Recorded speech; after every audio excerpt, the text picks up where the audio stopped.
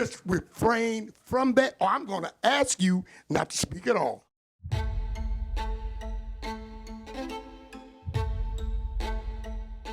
Thurman Bti can sure put on the friendly face at the council meetings he runs. The mayor of Port Arthur was all smiles the first time we met last December. Join me in extending best wishes and continued success.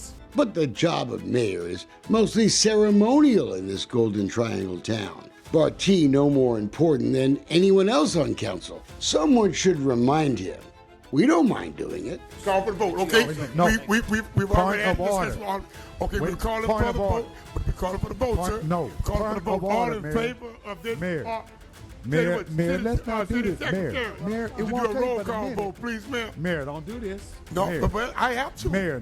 We've watched the mayor in debate over that controversial Pleasure Island deal with the developer with a troubled history. This is downright embarrassing. Not really. Oh, I'm not embarrassed. I'm not embarrassed. This is nothing. And since we busted a Cadian Ambulance, we've gotten a dose of the mayor's angry outbursts. Just refrain from that, or I'm going to ask you not to speak at all. Okay, well, Go right ahead. Mayor, proceed, you can proceed, do, sir. You can proceed, sir. Mayor, don't do that. Proceed. Don't you do what you were getting ready to do. You proceed. Bti's been mayor in Port Arthur for nearly 2 terms. That's the limit here.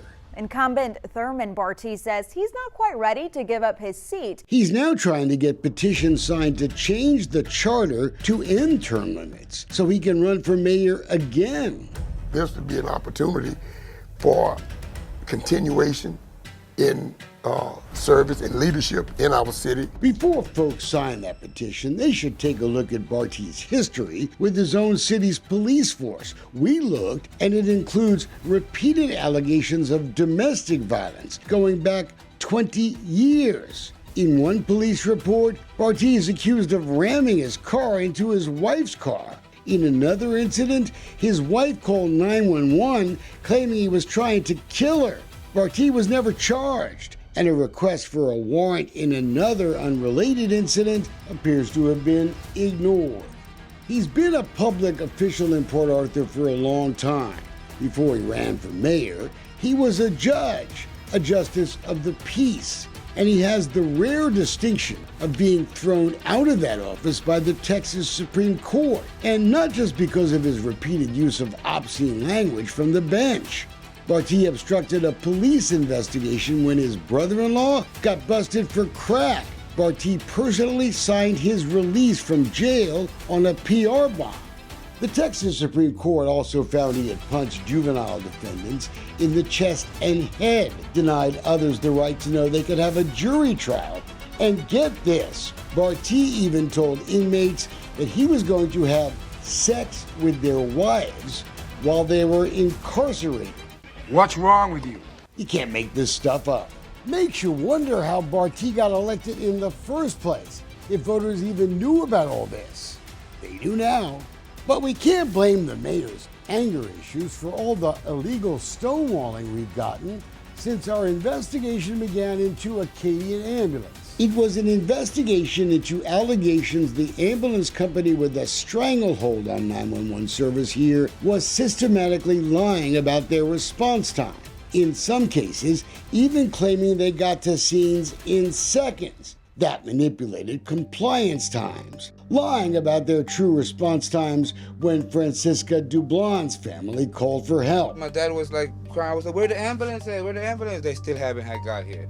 If the ambulance came in here earlier, I think she would have been alive. I am the epitome of transparency. We say this guy deserves a lot of the blame for the cover-up that's happened since. Longtime city manager Ronald Burton.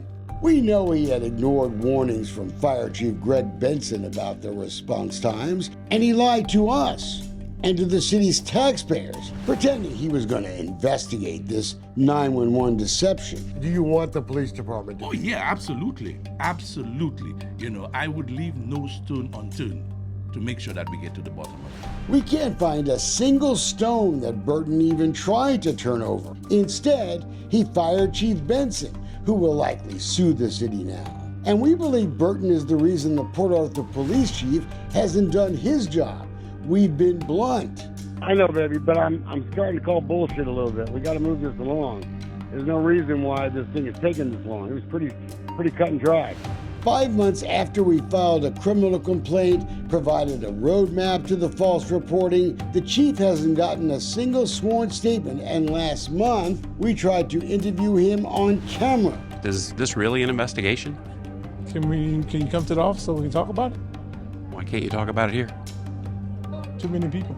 That office interview never happened, but from emails, we do know that Acting Fire Chief Robert Havens has ignored the chief's request to provide the evidence that he already has anyway. The chief claims the city will have to complain, not us, but that hasn't happened. The complainant would be with the people that are in charge of that particular department.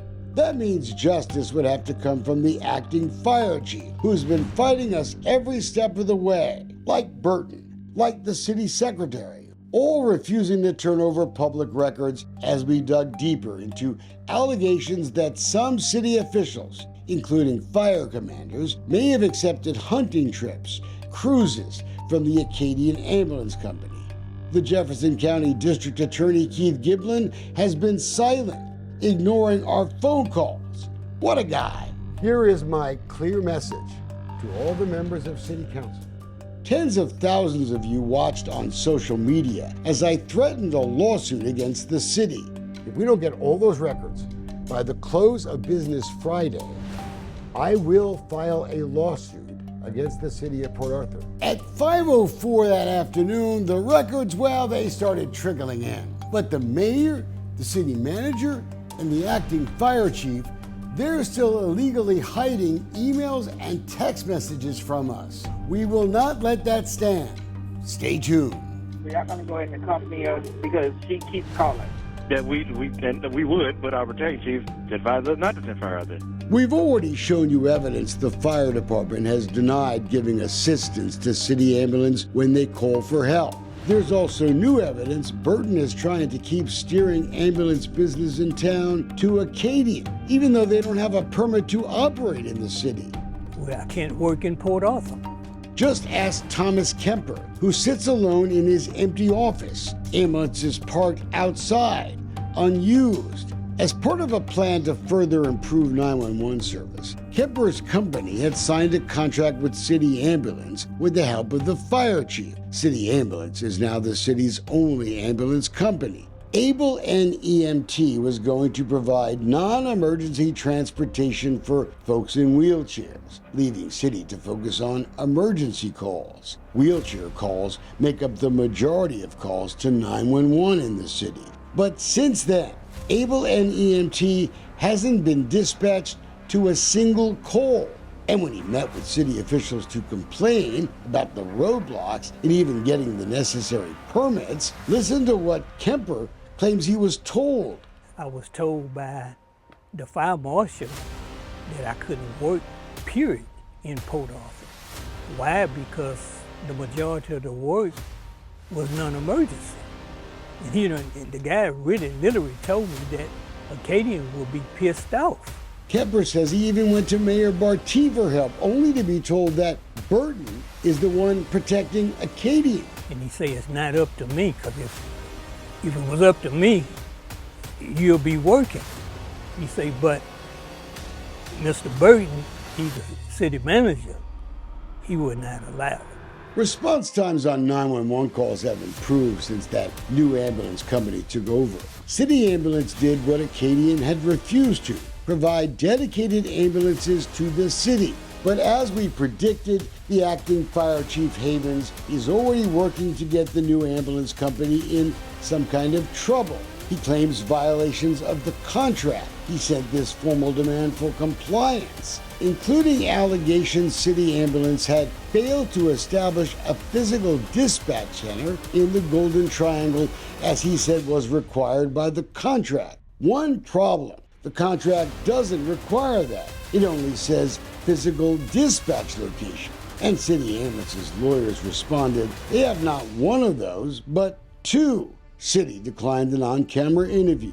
Havens has been with the Port Arthur Fire Department for decades. He vowed back in April in an email not to ever answer any of our questions. Chief Benson had warned us that Havens was one of the old-timers who had close ties to Acadia.